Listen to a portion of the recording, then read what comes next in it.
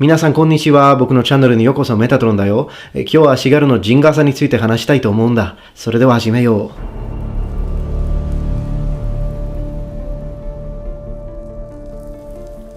Hello everyone, so welcome back to my channel. This is the Metatron speaking, and today we're going to talk about a very peculiar usage of the Jingasa, the sort of conically shaped helmet usually associated to the Ashigaru, the light infantry retainers to the samurai class, who could supposedly use their helmets as a sort of improvised shield in a very similar way to the European buckler. So how viable of a technique would that be? Could you really pull something like that off on a real Japanese battlefield?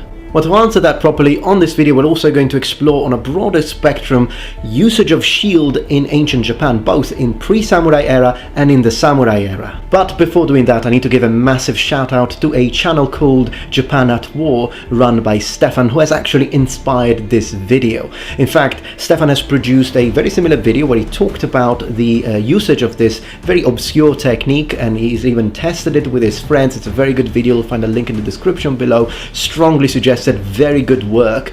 And with this video, basically it's a response video to Japan at War, and of course check him out, subscribe to him. It's a great channel and a great guy. I knew about this technique but had completely forgotten about it. Be that as it may, thank you Stefan for bringing this back to my memory. I think it's a very good topic to talk about. Alright, so to start off, was this a real technique? Was it done? Is it being taught? And the answer is yes, it's actual part of the repertoire of techniques taught by the style called Yagyu Shingen style, or Yagyu Shingan Ryu in Japanese. So the technique is real, but would it work?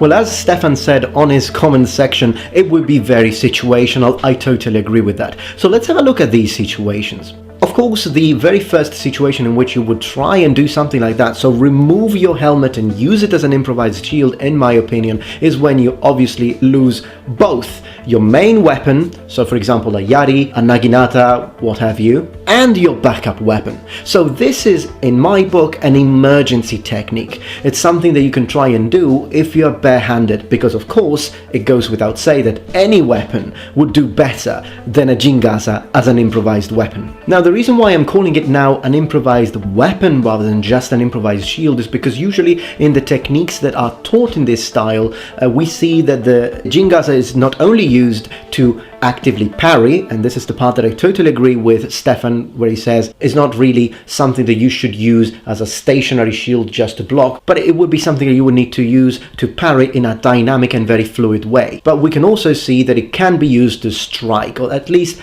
that's the idea. You first use it to parry and intercept an oncoming blow, and then as you find an opportunity to strike, you use it to hit your opponent. Now, whenever we examine a technique through the lenses or the filter of a kata, well, we need to remember that a kata is a great way to train, it's a great way to preserve techniques, but we also have to imagine that in reality, on a real battlefield, the situation would have been a lot more brutal. It wouldn't have been as elegant, the fights would have been bloody, and when we look at the technique, sometimes we might be misled into thinking that it's an easy thing to do, but it's not. And in fact, if I have to imagine that if something like this were to happen, I want to say 8 times out of 10, the samurai is going to kill the guy who's trying to use the Jingasa as a shield. However, not all samurais were masters in their crafts. Perhaps you had a samurai who was in full battle gear because he was rich, but he wasn't very good at it, whereas you've got an Ashigaru who's been doing this for a very long time. He's a veteran. Yes, he has lost his weapon, but he's really good. He's trained this technique. He's a master, and therefore, regardless being at a huge disadvantage, which is something that we need to acknowledge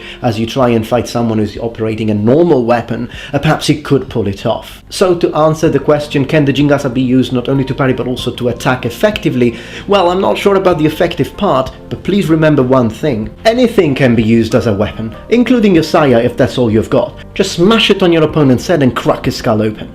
Well, don't actually do that. Now there is another question I have for this video, and that is, how familiar would a Japanese warrior be to the idea of using a shield in the first place? Because generally speaking, whenever we think about the samurai, the Ashigaru, Japanese warriors, we always think of them using both hands to operate and wield their weapons, and rightly so. The katana, for example, which regular viewers of this channel will know that it's a backup weapon, but it's still a weapon that was used on the battlefield and requires, generally speaking, 2 hands to be wielded properly. I mean, you can use it in one hand. At the end of the day, it's not that long. It's very similar in length to some one-handed European swords, but the handle is designed for 2 hands, and generally speaking, the majority of techniques in Japanese swordsmanship require you to use this with 2 hands.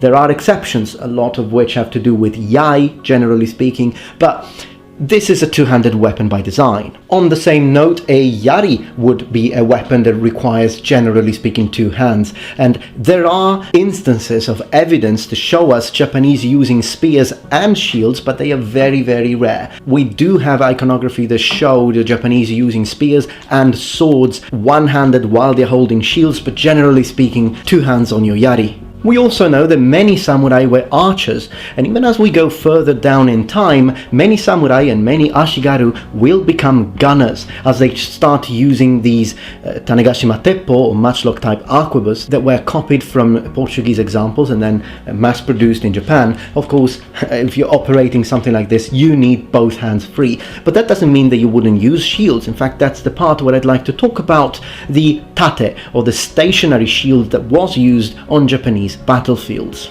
We can find a lot of iconography that shows us how the tate was used. It's very similar to the Italian pavese, used by Genoese crossbowmen, for example. The idea is you've got a portable shield wall that you can use to protect your ranged units, such as archers and gunners. And since we mentioned gunners, since in the majority of cases these shields were made of wood, as the power of these early matchlocks increased, then newer and more effective setups were born, such as the idea of putting a straw line in front of your tate as a way to slow down the arquebus's balls before they hit the shields, and also the idea of creating more sturdy designs such as full iron tate. But the tate is a later development. Before that, we have the te-date, so basically handheld shields, and we see them in iconography. Now, of course, if we go all the way back to Japanese Iron Age, then yes, straight swords and handheld shields were the norm. We don't have to go all the way back to the Iron Age, and although if you're interested, I've got a video,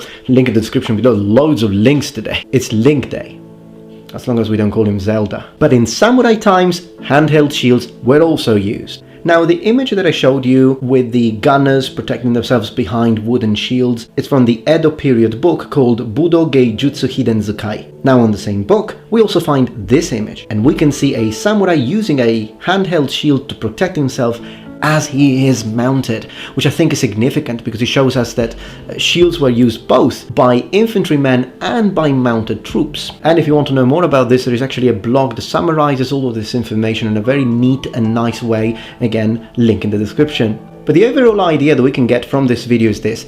Yes, the Japanese preferred using both hands for their weapons. And yes, as samurai armor develops, the idea of using shields becomes somewhat redundant because you've got very large sode, or sode first and then sode, so basically the pauldrons, we could call them, of the armor, which do act as sort of shields that you wear rather than use. But this doesn't mean that we never have instances in which Japanese warriors actually chose to use handheld shields. That did happen, and we've got iconographic proof of that. Also, as we go further south and we reach the island of Okinawa, where we can see that the idea of using a weapon together with a shield was considered by the people in Okinawa, and although differently, also by the people in Japan.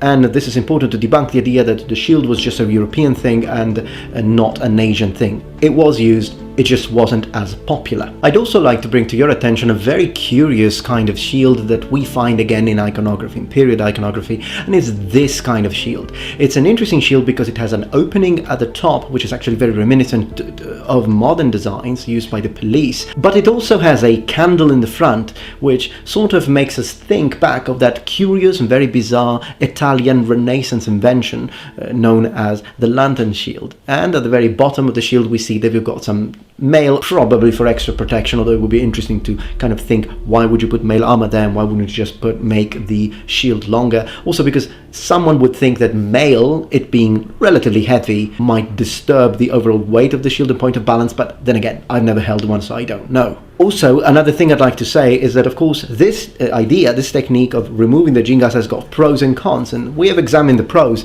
but one of the most obvious cons is the fact that now you have removed the only protection you have for your head, and your head is exposed. So, would you want to do that? Would you rather keep the protection for your head and use your bare hand to try and subdue your opponent who is fully armed? So would you try and use your jujutsu, you try to get in close, disarm him, putting him on the ground and keep your protection? Or would you renounce to the protection of your head, which is of course the most important part of the body, and try to reduce this gap that there is between the sort of advantage that your opponent has over you and you? Well, I'm going to ask you this question, noble ones. What would you do? Would you try this technique, or would you rather try and use your bare hands?